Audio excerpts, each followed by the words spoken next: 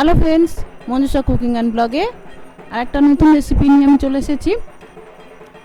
বন্ধুরা, আমি পুজো special recipe share করছি আপনাদের সঙ্গে। তাই আজ শেয়ার করব নবমী স্পেশাল মাটন কষা। বাঙালিদের কাছে, বিশেষ করে ঘটিদের কাছে, নবমী মানে হলো পাঁঠার মাংস। সে কচি পাঁঠার ঝোলই হোক আর কষাই হোক। তাই ভাবলাম একটা মাটনের রেসিপি আপনাদের সঙ্গে শেয়ার করি। খুবই চটজলদি, তাড়াতাড়ি হবে, কম সময় লাগবে। মাটন মানেই কিন্তু ঘন্টা ধরে রান্নাঘরে নয়। তো চলুন শুরু করি। আমি এখানে 500 গ্রাম মাটন নিয়েছি আর ম্যারিনেট করার কিছু উপকরণ নিয়েছি। তো চলুন ম্যারিনেট করে নিই। আমি প্রথমে একটা পাত্রে নিয়ে নিচ্ছি মাটনগুলো। এবার দিয়ে দিলাম স্বাদ মতো নুন, হলুদ গুঁড়ো, আদা রসুনের পেস্ট 1 টেবিল চামচ, একটা তেজপাতা, কালারের জন্য রেড চিলি পাউডার, ধনে জিরে বাটা 1/2 টেবিল চামচ, একটা মিডিয়াম পেঁয়াজ গ্রেট করা, 2 টেবিল চামচ টক দই এবং 1 টেবিল চামচ মতো সরষের তেল। এবার এগুলো ভালো করে আমি হাত দিয়ে মেখে রেখে দেব। 1 ঘন্টা মতো মিনিমাম ম্যারিনেট করে নেব।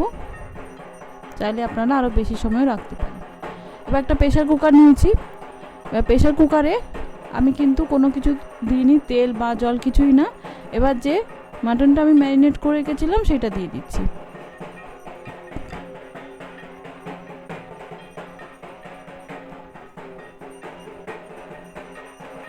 এবার আমি প্রেশার কুকারটা বন্ধ করে দিচ্ছি।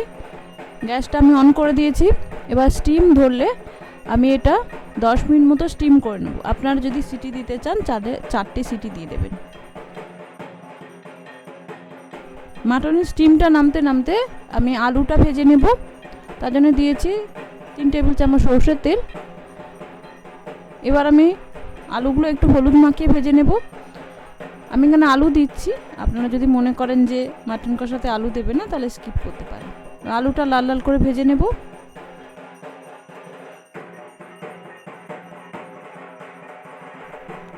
দেখুন লাল লাল করে ভাজা হয়ে গেছে, আমি তেল থেকে তুলে নিচ্ছি। এবারে আলু ভাজার তেলে আমি দিয়ে দিলাম 1/2 টেবিল চামচ মতো চিনি। চিনিটা আমি পুড়িয়ে নেব। এটা কিন্তু খুব পুরনো দিনের একটা টেকনিক, যে তেলের মধ্যে যদি চিনিটা পুড়িয়ে নেওয়া যায় তাহলে সুন্দর একটা কালার এবং স্মেল আসে। এবার আমি দিয়ে দিলাম গোটা জিরে, একটা শুকনো লঙ্কা এবং 3-4 কোয়া রসুন কুচানো। তো এগুলো ভেজে নেব। এবার আমি একটা পেঁয়াজ এরকম ছোট ছোট করে কেটে নিয়েছি, সেটা দিয়ে দিলাম।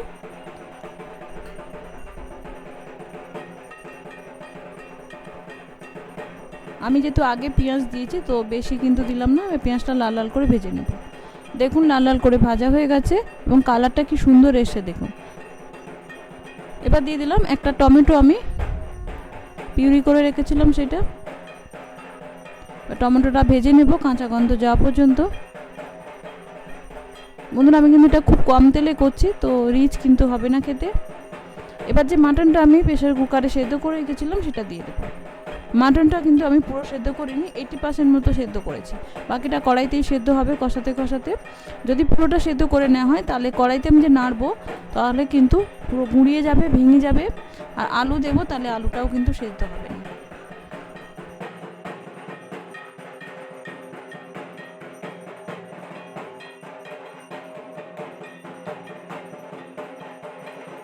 তো এবার দিয়ে দিলাম আলুগুলো।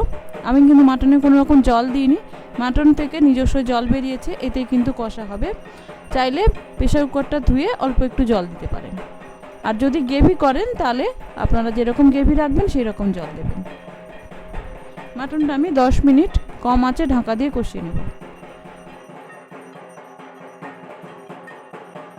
দেখুন 10 মিনিট পরে আলুগুলো সুন্দর সেদ্ধ হয়ে গেছে, মাটনটাও কিন্তু পুরো কষা হয়ে গেছে। দেখুন কি সুন্দর লাগছে, কালারটা একটা অসাধারণ এসেছে।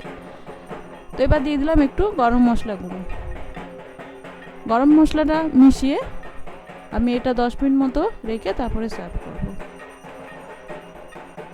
তো বন্ধুরা, রেডি আমার চটজলদি নবমী স্পেশাল মাটন কষা। দেখলেন তো কত কম সময় লাগে করতে, বেশিক্ষণ কিন্তু রান্নাঘরে থাকার প্রয়োজন হবে না। পুজোর সময় রান্নাঘরে বেশিক্ষণ থাকতে ভালোও লাগে না। তো এই নবমীতে অবশ্যই এই রেসিপিটা বাড়িতে ট্রাই করবেন আর আমাকে কমেন্ট করে জানাবেন অবশ্যই যে কেমন হলো খেতে। আর ভালো লাগলে বন্ধুদের মধ্যে শেয়ার করবেন আর সাবস্ক্রাইব করে পাশে থাকবেন। আমার আগামী কালও কিন্তু একটা রেসিপি আসবে, সঙ্গে থাকবে। নমস্কার, ধন্যবাদ।